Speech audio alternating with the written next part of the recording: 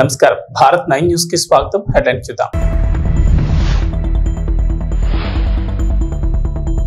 August 15లోగా ఏకకాలంలో 2 లక్షల రుణమాఫీ, రేవంత్ రెడ్డి స్పష్టం.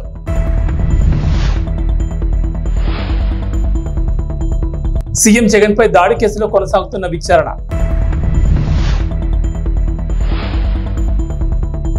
ఈ ఏడాదిలో సాధారణం కన్నా ఎక్కువ వర్షాలు. తెలంగాణ రైతులు ఎంతగానో ఎదురుచూస్తున్న రుణమాఫీపై సీఎం రేవంత్ రెడ్డి కొత్త వాయిదా కోరారు. ఆగస్టు 15లోగా రుణమాఫీ చేస్తామని హామీ ఇచ్చారు. నారాయణపేటలో నిర్వహించిన కాంగ్రెస్ జనజాతర సభలో మాట్లాడిన రేవంత్ రెడ్డి ఎలక్షన్ కోడ్ వల్లే రుణమాఫీ చేయలేకపోయామన్నారు. రాష్ట్రంలోని 69 లక్షల మంది రైతాంగానికి నారాయణపేట గడ్డ మీద నుంచి మాట ఇస్తున్నారన్నారు రేవంత్. మహిళలకు ఉచిత బస్సు ప్రయాణం, 500కే గ్యాస్ సిలిండర్ అమలు చేసిన విధంగానే రైతులకు ఏకకాలంలో 2 లక్షల రుణమాఫీ చేసి తీరుతామన్నారు. ఇక వరి ధాన్యానికి 500 రూపాయల బోనస్ సైతం వచ్చే సీజన్ నుంచి ఇస్తామన్నారు రేవంత్. బోనస్ ఇచ్చి చివరి గింజ వరకు కొనుగోలు చేస్తామన్నారు. మహబూబ్ నగర్ పార్లమెంట్ లో కాంగ్రెస్ ను గెలిపించాలని కోరారు రేవంత్ రెడ్డి. తన ఇంట్లో తప్పు జరిగితే జాతీయ స్థాయిలో చెప్పుకునే పరిస్థితి ఉండదన్నారు. తనను పడగొట్టేందుకు కుట్రలు జరుగుతున్నాయని మరోసారి ఆరోపించారు.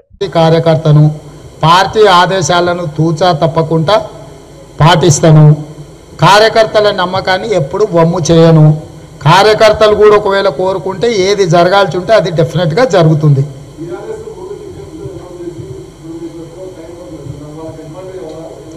ఏముండదు, అవన్నీ ఉత్తర మంత్రాలు. వర్షం పడకముందే నువ్వు దుక్కి దున్నావనుకో, ఈ సన్నాసులే కదా ఎమ్మెల్యేలు. కొత్తగా ఉంది, మాస్క్ వేసుకుంటారా ముసుగేసుకుంటారా, ఏం చేసుకుంటారు? ఏముండదు. ఇప్పుడు వీళ్ళే కదా గత 9 ఏళ్ల నుంచి దాదాపుగా ఈ సద్ది మొక్కలే కదా ఉన్నాయి. ఈ సద్ది మొక్కలు మళ్ళీ కొత్తగా ప్లాస్టిక్ సర్జరీ చేయించుకుంటారా? ఏంది, వాళ్ళ మొక్కలు తెలుసు కదా. ముఖ్యమంత్రి వైఎస్ జగన్మోహన్ రెడ్డిపై శనివారం రాత్రి విజయవాడలో జరిగిన రాళ్లదాడి ఘటన రాజకీయ ప్రకంపనలు రేపుతోంది. ఈ ఘటనపై పోలీసులు దర్యాప్తును వేగవంతం చేశారు. ఆధారాలను సేకరించేందుకు క్లూస్ టీం రంగంలోకి దిగింది. అజిత్ సింగ్ నగర్ లోని వివేకానంద స్కూల్ దగ్గర ఈ దాడి జరగడంతో స్కూల్ బిల్డింగ్ పై నుంచి రాళ్లు రుబ్బినట్లు పోలీసులు ప్రాథమికంగా నిర్ధారించినట్లు తెలుస్తోంది. ఈ మేరకు ఘటనా స్థలానికి క్షుణ్ణంగా పరిశీలించి ఆ ప్రాంతంలో అమర్చిన సీసీటీవీ ఫుటేజ్లను తనిఖీ చేస్తున్నారు. డ్రోన్ల ద్వారా దాడి జరిగిన ప్రదేశాన్ని ఏరియల్ సర్వే నిర్వహించారు. దీని ద్వారా ఆధారాలను సేకరించే ప్రయత్నం చేస్తున్నారు. మనం సేకరించిన సమాచారం ప్రకారం డెఫినెట్ గా ఒక రాయి అనేది ఒక వ్యక్తి బలంగా విసరడం జరిగింది. అది సీఎం గారికి ఎడం వైపు, అంటే సీఎం గారు వెళ్తుంటే లెఫ్ట్ సైడ్ నుంచి ఒక వ్యక్తి ఒక రాయిని విసరడం జరిగింది. అది సీఎం గారికి లెఫ్ట్ సైడ్ ఫోర్ హెడ్ మీద తగిలి అక్కడి నుంచి పక్కనే ఉన్న వెల్లంపల్లి శ్రీనివాస్ గారి ముక్కుకి కంటికి తగిలి అక్కడి నుంచి కింద పడడం మనం వీడియో ఫుటేజ్ లో చాలా క్లియర్గా ఉంది. ఆ వీడియో ఫుటేజెస్ మా దగ్గర ఉన్నాయి. వాటి కూడా ఎన్హాన్స్మెంట్ కోసం ఎఫ్ఎస్ఎల్ ల్యాబ్ కూడా పంపించాము. దాంట్లో ఒక రాయి అని మాత్రం మనం ఖచ్చితంగా చెప్పొచ్చు. ఈ ఏడాది నైరుతి రుతుపవనాలు జూన్, సెప్టెంబర్లో సాధారణం కంటే ఎక్కువ వర్షపాతం నమోదయ్యే అవకాశం ఉందని భారత వాతావరణ శాఖ ఐఎండీ తెలిపింది. ఆగస్టు, సెప్టెంబర్ మధ్యలో లెనినా ప్రభావంతో ఎక్కువ మోతాదులో వర్షాలు కురుస్తాయని వెల్లడించింది. దేశంలో దీర్ఘకాలిక సగటు వర్షపాతం 87 సెంటీమీటర్లు కాగా ఈ ఏడాది 106% అధికంగా వర్షపాతం నమోదయ్యే అవకాశం ఉందని పేర్కొంది. దశాబ్ద కాలంలో ఐఎండీ వార్షిక తొలిదశ అంచనాల్లోని సాధారణం కన్నా అధిక వర్షపాతాన్ని ప్రకటించడం ఇదే తొలిసారి కావడం గమనార్హం. సింగపూర్ ప్రధానిగా దాదాపు 2 దశాబ్దాలుగా పాలన సాగించిన లీ సియన్ లూంగ్ వచ్చే మే 15న పదవి నుంచి దిగిపోనున్నట్లు ప్రకటించారు. నాయకత్వ మార్పు అనేది ఏ దేశానికైనా అత్యంత ముఖ్యమైన క్షణమని పేర్కొన్నారు. ఉప ప్రధాని లారెన్స్ వాంగ్ ఆయన స్థానాన్ని భర్తీ చేయనున్నారు. సింగపూర్ మొదటి ప్రధాని లీ కువాన్ యూ పెద్ద కుమారుడైన లీ సియన్ లూంగ్ మూడో ప్రధానిగా 2024 ఆగస్టులో ప్రమాణ స్వీకారం చేశారు. 70 ఏళ్లు దాటిన తర్వాత పదవి నుంచి వైదొలుగుతారని 2012లోనే ప్రకటించారు. అయితే కరోనా పరిస్థితులు, తదుపరి ప్రధాని ఎంపికలో జాప్యం కారణంగా ప్రధాని ఎంపికలో ఆలస్యమైంది. పాలక పక్షమైన పీపుల్స్ యాక్షన్ పార్టీ రాజకీయ వారసత్వంలో భాగంగా ఇదివరకటి ఉప ప్రధాని హెంగ్ స్వీ కీట్ తదుపరి పీఎం కావాల్సింది. అయితే తన వయసును కారణంగా చెబుతూ 2021లో ఆయన వైదొలిగారు. ఆఫ్ఘనిస్తాన్ లో 3 రోజులుగా కురుస్తున్న భారీ వర్షాల వల్ల తీవ్ర నష్టం వాటిల్లింది. ఆకస్మికంగా సంభవించిన ఈ వర్షాల వల్ల పలు ఘటనల్లో 33 మంది మృతి చెందగా మరో 27 మంది తీవ్రంగా గాయపడినట్లు తాలిబాన్ ప్రతినిధి అబ్దుల్లా జనాన్ సైక్ వెల్లడించారు. రాజధాని కాబూల్ తో పాటు పలు ప్రావిన్స్లను ఆకస్మిక వరదలు ముంచెత్తాయని తెలిపారు. దాదాపు 200 పశువులు చనిపోగా 600కు పైగా ఇళ్లు ధ్వంసమయ్యాయని చెప్పారు. అలాగే వరదల కారణంగా దాదాపు 800 హెక్టార్ల వ్యవసాయ భూమి, 85 కిలోమీటర్ల కంటే ఎక్కువ రోడ్లు దెబ్బతిన్నాయి. పశ్చిమ ఫరా, హెరాత్, దక్షిణ జబుల్, కందహార్ ప్రావిన్స్ లో అత్యధికంగా నష్టం వాటిల్లిందని తెలిపారు.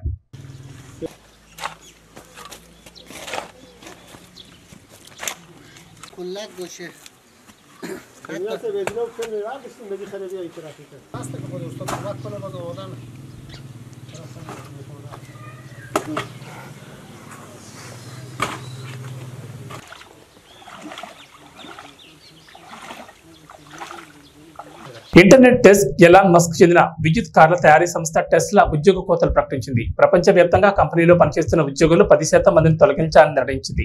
దీనివల్ల సుమారు 14,000 మందిపై ఈ ప్రభావం పడనుంది.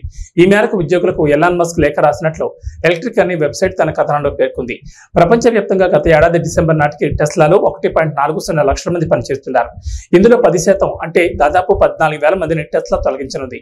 కొన్ని రోల్స్ లో డూప్లికేషన్ కారణంగా ఈ తొలగింపులు చేపడుతున్నట్లు మస్క్ తన లేఖలో పేర్కొన్నారు.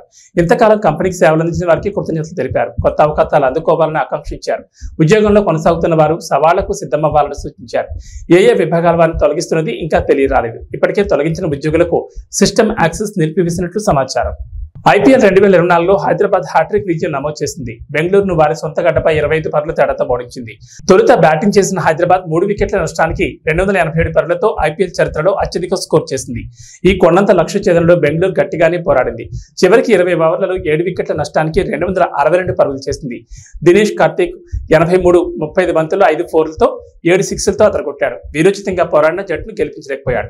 డూప్లిసిస్ 28 బంతుల్లో 62 పరుగులు చేశాడు. 7 4లు 4 6లు చేశాడు. విరాట్ కోహ్లీ 20 బంతులు 42 పరుగులు చేశాడు. 6 4లు 2 6లతో అదరగొట్టాడు. చెలరేగినప్పటికీ ప్రయోజనం లేకపోయింది. హైదరాబాద్ కెప్టెన్ కమిన్స్ 3 వికెట్లు తీసి ఆ జట్టు పతనాన్ని శాసించాడు. మయాంక్ మార్కండే 2, నటరాజన్ 1 వికెట్ తీశారు.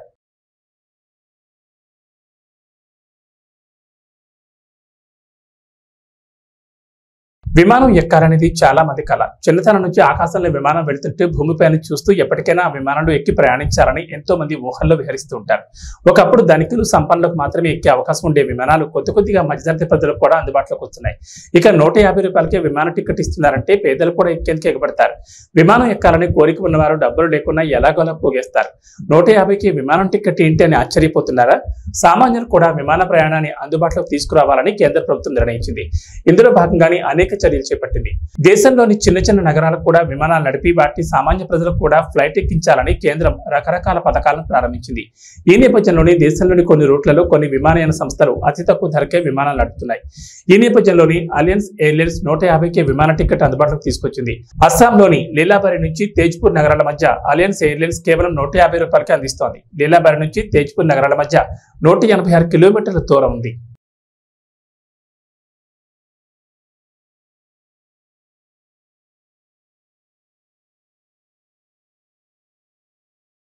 ఏపీలో పోలింగ్ తేదీ దగ్గర పడుతున్న కొద్దీ రాజకీయాలు ఆసక్తికరంగా మారుతున్నాయి. ఓటర్లను మనసు దోచుకునేందుకు బరిలో ఉన్న అభ్యర్థులు రకరకాల వ్యూహాలు అనుసరిస్తున్నారు. అలాగే తమ పార్టీలోని అసంతృప్త నేతలను కలుస్తూ వారి మద్దతు కూడగట్టుకునేందుకు ప్రయత్నిస్తున్నారు. వీలైతే ప్రముఖులను కూడా కలిసి వారి మద్దతు కూడగట్టుకుంటున్నారు. ఈ క్రమంలోనే అనకాపల్లి ఎంపీ స్థానానికి బీజేపీ నుంచి బరిలో ఉన్న సీఎం రమేష్ కొణిదెల చిరంజీవిని కలిశారు. చిరంజీవి కలిసి ఆయన మద్దతు కోరారు. శ్రీ సరస్వతి శిశు మందిర్ ఇంగ్లీష్ మీడియం పాఠశాల గజ్వేల్ నందు RR ఆయుర్వేదం ఔషధాన్ని పంపిణీ చేయడం జరుగుతోంది. ఈ కార్యక్రమంలో పాఠశాల ప్రిన్సిపల్ హరిణ పవన్ మరియు డాక్టర్ నరేష్ బాబు పాల్గొన్నారు. ఈ సందర్భంగా మాట్లాడుతూ 6 నెలల పిల్లల నుంచి 16 సంవత్సరాల పిల్లల వరకు కూడా వేయొచ్చని అన్నారు. దీని యొక్క ఉపయోగాలు ఏంటంటే పిల్లల్లో రోగనిరోధక శక్తి, స్మరణ శక్తి, గ్రహణ శక్తి మరియు జ్ఞాపక శక్తిని పెంచుతుందని, మేధాశక్తిని, జ్ఞాపక శక్తిని పెంచుతుందని, మేధాశక్తిని, సమగ్రమైన శరీర కాంతిని, బలాన్ని పెంపొందిస్తుందని, శారీరక మానసిక ఎదుగుదలకు సహాయపడుతుందని అన్నారు.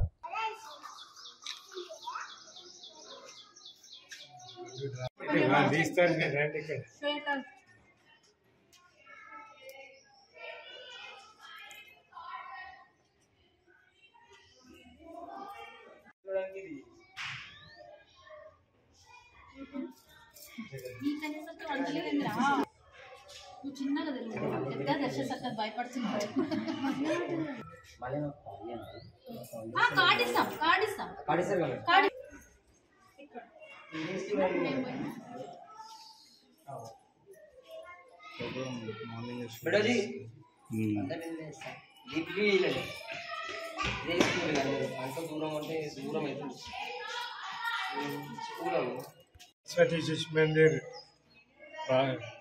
పాఠశాల లోపల పిల్లల కోసం మెదక్ నుంచి RR స్వర్ణామృత రాసిన వాళ్ళు ఒక దివ్యమైన ఔషధం పంపించడం జరిగింది.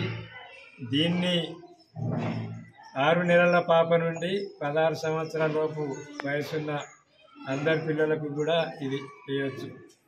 ప్రతి నెల పుష్యమి నక్షత్రం రోజున వేసినట్టయితే ప్రభావవంతమైన ఫలితం ఉంటుంది. కాబట్టి ఈ నెల పుష్యమి నక్షత్రం కావున 16వ తేదీ ఇక్కడున్న గజ్వేల్లో ఉన్నటువంటి అందరివి కూడా సరస్వతి శిశు మందిర్ ప్రాంగణంలో వేస్తున్నటువంటి ఈ స్వర్ణామృత ప్రాశన చుక్కలు వేయించుకొని మీ పిల్లలకు ఒక మంచి భవిష్యత్తును ఏర్పాటు చేసుకోవాలని నా యొక్క విజ్ఞప్తి. ఎందుకంటే దీన్ని మనకు సేవించినట్టయితే క్రానిక్ డిసీజ్ ఏదైతే ఇరిటేబిలిటీ కానీ, హైపర్ యాక్టివిటీ, తర్వాత ఆటిజం, దాంతోపాటు జ్ఞాపక శక్తి పెరుగుతుంది, స్మరణ శక్తి, జ్ఞాపక శక్తి, దాంతోపాటు ఇమ్యూనిటీ పవర్, రోగ నిరోధక శక్తి కూడా పెరుగుతుంది. కాబట్టి ప్రజలంతా దీన్ని సద్వినియోగం చేసుకోవాల్సిందిగా మనం చేస్తున్నాం. శిశు మందిర్ గజ్వేల్ ఇంగ్లీష్ మీడియం పాఠశాలలో ఈరోజు ఆర్ఆర్ స్వర్ణామృతము అనేటువంటి దివ్య ఔషధాన్ని మనం పంపిణీ చేయడం జరుగుతుంది. దీని యొక్క ప్రతిఫలం అంటే ప్రభావం ఎలా ఉంటుంది అంటే, కరోనా లాంటి విపత్తులు వచ్చినప్పుడు హ్యూమినిటీ కోసం మనము తాపత్రయపడాల్సిన అవసరం లేకుండా ఇప్పటి నుండే భావి భారత పౌరులైనటువంటి ఈ చిన్నారుల యొక్క ఆరోగ్యాన్ని సంరక్షించడానికి ఈ ఔషధం చాలా ఉపయోగపడుతుంది. అంతేకాకుండా హైపర్ యాక్టివిటీ, తర్వాత పిల్లలలో స్మరణ శక్తి, ధారణ శక్తి, జ్ఞాపక శక్తి పెంచడానికి, అంటే ఏదైనా సరే వాళ్ళు గుర్తుపెట్టుకున్నట్టుగా ఎవరు గుర్తుపెట్టుకోలేరు. అలాంటి పిల్లలలో కూడా డిసీజెస్ వస్తున్నాయి ఈ పొల్యూషన్ వల్ల.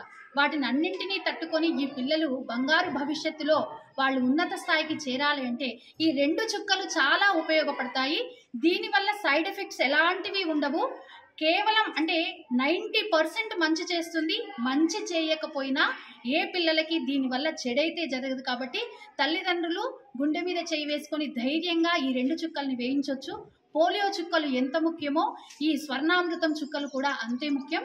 తప్పకుండా దీన్ని అందరూ కూడా ఉపయోగించుకొని మీ పిల్లలని అంటే ధారణ, స్మరణ, జ్ఞాపక శక్తి, శరీర దారుఢ్యం ఇవన్నీ కూడా మంచి రంగులో కూడా వస్తారంట పిల్లలు. ఇవి మేము డెమోలు చూసిన తర్వాత నమ్మిన తర్వాత మాత్రమే వేస్తున్నాం. ఎలాంటి సైడ్ ఎఫెక్ట్స్ లేవండి. తప్పకుండా అందరూ కూడా దీన్ని ఉపయోగించుకోగలరు. ఈ నెల రానటువంటి వాళ్ళు వచ్చే నెల ఆ కార్డులో డేట్ ఉంటుంది, దాని ప్రకారంగా అయినా సరే 21 నెలల పాటు 6 నెలల పిల్లల నుండి 16 సంవత్సరాల పిల్లల వరకు ప్రతి పిల్లలకి ఫీవర్ ఉన్నప్పటికీ, జలుబు ఉన్నప్పటికీ, అమ్మాయిలైతే డేట్స్ వచ్చినప్పటికీ ఎలాంటి ఇబ్బంది లేదు. కేవలం ఒక ఫిట్స్ ఉన్నటువంటి పిల్లలకు మాత్రమే దీనిని వాడకూడదు. మిగతా ఏ పిల్లలు ఎలాంటి పరిస్థితుల్లోనైనా దీన్ని ఉపయోగించవచ్చు. దీని ఫలం కూడా చాలా బాగుంటుంది. Thank you. ఎమ్మిగనూరులో పార్టీ కార్యాలయం నందు వైఎస్ఆర్సీపీ ఎమ్మెల్యే అభ్యర్థి పుట్టారెడ్డి సమక్షంలో మున్సిపల్ వైస్ చైర్మన్ పట్టణ అధ్యక్షులు నజీర్ అహ్మద్ ఆధ్వర్యంలో టీడీపీ మాజీ కౌన్సిలర్ కొయ్య నరసప్ప సుమారు 100 మంది అనుచరులతో వైసీపీలో చేరారు. ఈ సందర్భంగా ఎమ్మెల్యే అభ్యర్థి పుట్టారెడ్డికి మాట్లాడుతూ వైసీపీ ప్రభుత్వం రాష్ట్రంలో అందిస్తున్న సంక్షేమ పథకాలకు ఆకర్షితులై పార్టీలు చాలా మంది చేరడం జరిగిందని తెలిపారు. ఈ కార్యక్రమంలో పలువురు పాల్గొన్నారు.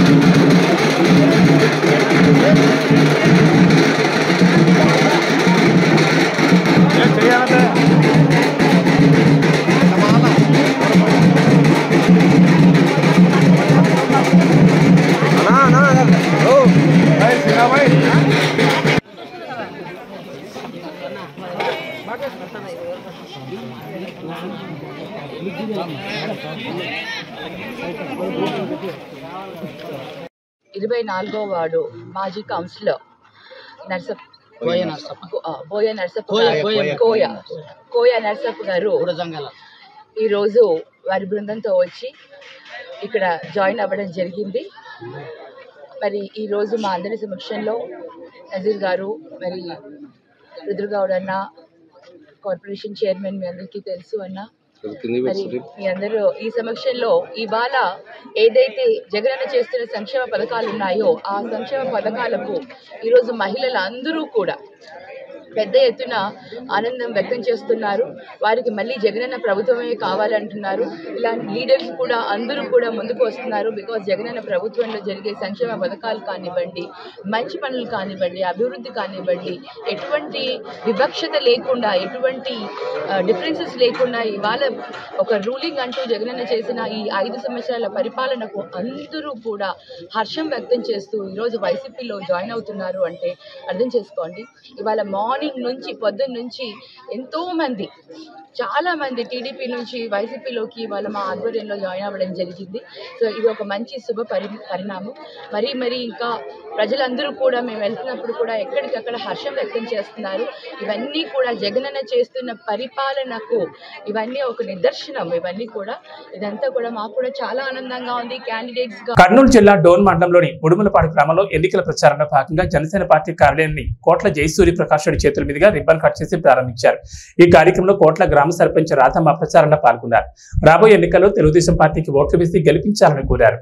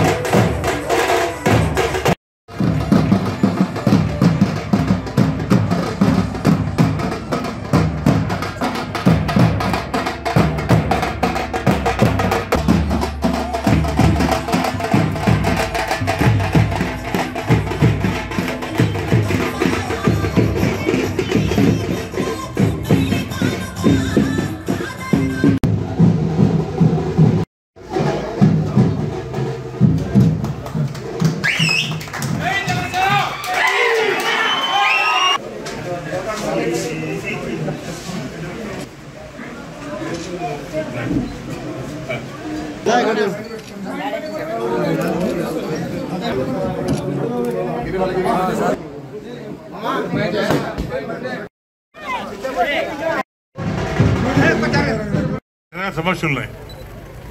ఇంత చాలా మంది మాట్లాడి చెప్పారు. మనం ముఖ్యంగా మహిళా సోదరిమణులు బాగా అర్థం చేసుకోవాలి. ఇందాక మా వెంకటేశ్వర చెప్పినట్లు ఆడవాళ్లకు రావాల్సిన వడ్డీ దాదాపు మన ప్రాంతంలో 16,000 కోట్లు 16 కోట్లు రావాలి. లోన్లో 14 కోట్లు.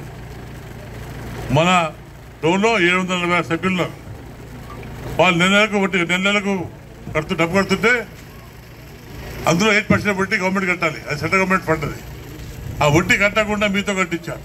పాపం అమ్మాయికి మీరు తెలియకుండా మోసపోయారు. మీకందరూ కలిసి కూడా మన లోన్లో 12 కోట్లు రావాలి. 750 మహిళలకు 12 కోట్లు రావాలి. అంటే మీ డబ్బు మీకు రావాలి. ఎంత దగాండి ఇది, ఎంత అన్యాయం ఇది. రాష్ట్రం మొత్తం మీద 7,200 కోట్లు కొట్టేశాడు ఈయన. మహిళలతో అన్యాయంగా 7,200 కోట్లు కొట్టేశాడు. చిన్న విషయం కాదు. మీరు సంపాదించి కట్టుకున్న డబ్బులతో మీకు రావాల్సిన వడ్డీ రేటు రాకుండా మొత్తం ఆయన కొట్టేసినట్టే ఎంత పాపాత్మ ఒకసారి రాసుకోండి. మళ్ళీ మీ మంత్రి ఏం చేస్తున్నాడు? ఫైనాన్స్ మంత్రి. ఆయన తెలిసి మోసం చేశాడు. నిన్న మొన్న మాకు బయటపడ్డది. ఇంకా చాలా బయటపడుతున్నాయి. రోజుకొక సమస్య మేము ముందుకు తీసుకొస్తాం. తప్పకుండా మన ప్రభుత్వం వస్తుంది, ఎంక్వైరీ చేసి ఎవరితో దోషులు వాళ్ళ కంప్లీట్గా శిక్షిస్తాం. ఆడపిల్లలు కాపాడుతూ కూడా డబ్బు కట్టిస్తాం. మేము ఎవరైతే డబ్బు రావాలో మా ఆడపిల్లలకు 7,200 కోట్లు కట్టి తీర్థా కూడా మనం చేసుకుంటాం. దయచేసి ఒకసారి ఆలోచించే బాధ్యత ఎంత ఉంది. ఇంత అన్యాయం చేస్తుంటే ఇంకా రకరకాల అన్యాయం ఉన్నాయి. ఒకటే కాదు, అన్ని బయట తీస్తాం. ఒకటి బయట తీస్తాం. మేము అగ్రికల్చర్ కానివ్వండి, ఇరిగేషన్ కానివ్వండి, రోడ్డు కానివ్వండి, అన్ని బయట తీస్తాం. దయచేసి ఒకసారి ఆలోచించుకో కోరుకుంటా. ఇలాగే యాంకర్ అండ్ ఆర్టిస్ట్ కళను నేర్చుకుంటే ఎంతో గౌరవ ఆదరాభిమానాలు ఆనాడు ఉండేవని, సమాజంలో మహోన్నత గౌరవం ఆ రోజుల్లో దక్కేదని, ప్రస్తుతం కాలక్రమేణా ఎందరో మహోన్నత చిత్రకారులు మనకు దూరం అవుతున్నారని, చిత్రకళకు ఆదరణ తగ్గిపోయిందని, లేటెస్ట్ డిజిటల్ కంప్యూటర్ టెక్నాలజీ ద్వారా ఎన్నో చిత్ర రూపాలను సృష్టిస్తున్నారని అన్నారు. ప్రపంచ కళా దినోత్సవం ఏప్రిల్ 15న ప్రపంచ వ్యాప్తంగా నిర్వహిస్తారని, సృజనాత్మకతపై ప్రపంచ వ్యాప్తంగా అవగాహన కల్పించడం కోసం ప్రపంచ కళల అసోసియేషన్ ఈ దినోత్సవం నిర్ణయించింది. ఇటలీకి చెందిన చిత్రకారుడు లియోనార్డో డావిన్సీ గౌరవార్థం ఆయన పుట్టినరోజైన ఏప్రిల్ 15న ప్రపంచ కళా దినోత్సవంగా ప్రకటించారని పశ్చిమ గోదావరి జిల్లా Bhimavaram painter and artist association అధ్యక్షుడు పరిమి రామకృష్ణ అన్నారు. ఏప్రిల్ 15న ప్రపంచ కళా దినోత్సవం సందర్భంగా మీడియాతో మాట్లాడుతూ ముందుగా చిత్ర కళాకారులను ఆదరించే ప్రతి ఒక్కరికి అభినందనలు తెలిపారు. ప్రస్తుతం ఎంతో మంది మహోన్నతమైన కళాకారులు ఉన్నారని, వారి జీవన ఉపాధి లేక ఆర్థిక ఇబ్బందులతో జీవనం సాగిస్తున్నారని, చిత్ర కళాకారులను, ఆర్టిస్ట్ కార్మికులను ప్రభుత్వం ఆదుకోవాలని కోరారు. చిత్ర కళాకారులను ఆర్టిస్ట్ కన్మరుగు కాకుండా ప్రభుత్వాలు ముందుకొచ్చి జీవనోపాధి కల్పించాలని ఆవేదన వ్యక్తం చేశారు. నా ఊపిరినంత కాలం పెయింటర్స్ అండ్ ఆర్టిస్ట్ అసోసియేషన్ సమస్యలను ప్రభుత్వం దృష్టికి తీసుకెళ్లి తగు న్యాయం కోసం పోరాడతారని పరిమి రామకృష్ణ అన్నారు.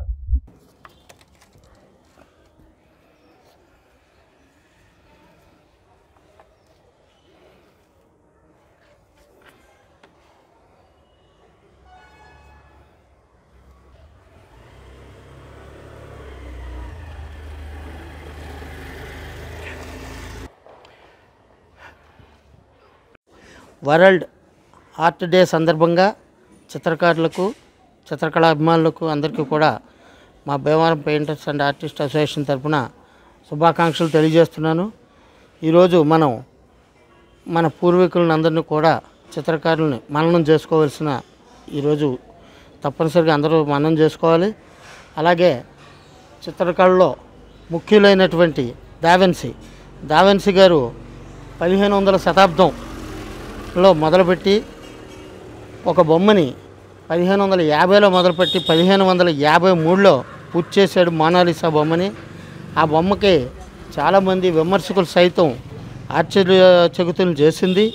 ఆ ముఖ కవళికలు చాలామంది ఎన్ని అర్థాలు ఉన్నాయో కూడా వివరించి చెప్పడం జరిగింది. ఆనాటి ఈ కళాఖండాన్ని చూసి ఆయన దావిన్సీ 1400 శతాబ్దంలో 1472లో జన్మించారు. ఆయన 18 ఏళ్ల పాటు శిష్యార్కం చేసి వరల్డ్ ఆర్ట్ బుక్లో పేరు నమోదు చేసుకోవటం కూడా ఆయన జరిగింది.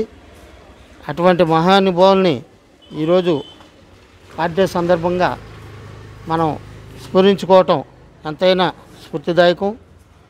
ఈరోజు ఈ కార్యక్రమాన్ని నిర్వహించడానికి మేము భీమవరం పెయింటర్స్ ఆర్టిస్ట్ అసోసియేషన్ తరఫున అందరం కూడా సమావేశమై దావిన్సీకి శుభాకాంక్షలు, అలాగే మన ఆంధ్రప్రదేశ్, తెలంగాణ ప్రజలకు కూడా ఆర్టిస్టులకి, కళాభిమానులకి శుభాకాంక్షలు తెలియజేస్తున్నాను. ఇట్లు పరిమి రామకృష్ణ, భీమవరం. ఈరోజు స్మరణకి తెచ్చుకోవడం జరిగింది ముఖ్య కళాకారులందరినీ కూడా. ఈ టెక్నాలజీ పెరిగిన ఈ రంగంలో చాలా ఒడిదుడుకులు భరిస్తూ చిత్రకారులు జీవనం సాగిస్తున్నారు. ఈ ఏప్రిల్ 14 దినం అనగా 1572 ఏప్రిల్ 15న దావిన్సీ జన్మించాడు కాబట్టి ఆ రోజున వరల్డ్ బుక్లో చిత్రకారుడిగా నమోదు చేసుకోవటం దావిన్సీ జరిగింది. కాబట్టి ఈరోజు ఏప్రిల్ 15 మనం వరల్డ్ ఆర్ట్ డేగా జరుపుకోవటం జరుగుతుంది. చిత్రకళలో ఎన్ని ఇబ్బందులున్నా ఇదివరకు పూర్వం మహారాజుల కాలం నుంచి చిత్రకళకు మంచి పేరు ప్రఖ్యాతులు ఉండేవి. అలాగే గౌరవం, ఆదరణ అంతా లభించేది. పెరుగుతున్న టెక్నాలజీ వల్ల చిత్రకళలోని చిత్రకారులకు కొద్దిగా ఆదరణ తగ్గినప్పటికీ టాలెంట్ ఉన్న చిత్రకారులకి బాగానే ఉంది. కానీ ప్రభుత్వ పరంగా చిత్రకారులను ఆదుకుంటే ఇంకా చిత్రకళ రంగంలో ఎన్నో కొత్త పుంతలు తొక్కడానికి చిత్రకారులకు ఆస్కారం ఉంటుంది. ఒడిదుడుకులు పడుతున్న ఈ చిత్రకళకు న్యాయం చేయవలసిన బాధ్యత ప్రభుత్వాల మీద ఉందని కోరుకుంటూ ఈ కళ అంతరించిపోకుండా చేసే బాధ్యత ప్రభుత్వందే. అందుకని ప్రభుత్వానికి విజ్ఞప్తి చేస్తున్నా, మా పెయింటర్స్ ఆర్టిస్ట్ అసోసియేషన్ తరఫున ప్రభుత్వంలోని ప్రజాప్రతినిధులందరూ కూడా చట్టాల్లో మార్పులు తెచ్చైనా సరే కళాకారులను ఆదుకోవాల్సిందిగా కోరుచున్నాను. పంచకర్ల ప్రసాద్ ఆధ్వర్యంలో వార్డు అధ్యక్షులు కాకిబాబు ప్రోత్సాహంతో సుమారు 400 మందితో జన సైనికులతో జనసేన పార్టీలోకి నక్కాశ్రీలు చేరారు. ఈ సందర్భంగా మాట్లాడుతూ జనసేన పార్టీ కోసం ఎంతైనా కృషి చేయడానికి మేము సిద్ధంగా ఉన్నామని, పార్టీ కోసం ఎంతైనా శ్రమిస్తామని, పవన్ కళ్యాణ్ ఆశయాలను మా గ్రామంలో కూడా నిలబెడతారని అన్నారు. ఈ కార్యక్రమంలో నాయకులు పాల్గొన్నారు.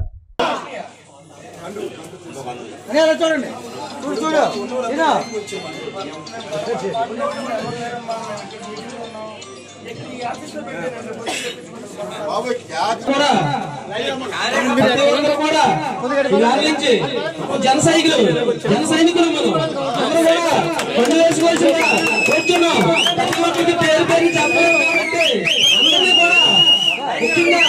శివకుమార్ రావాలి.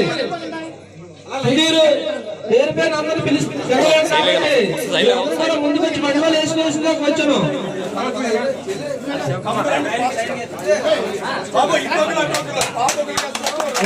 కృష్ణబాబు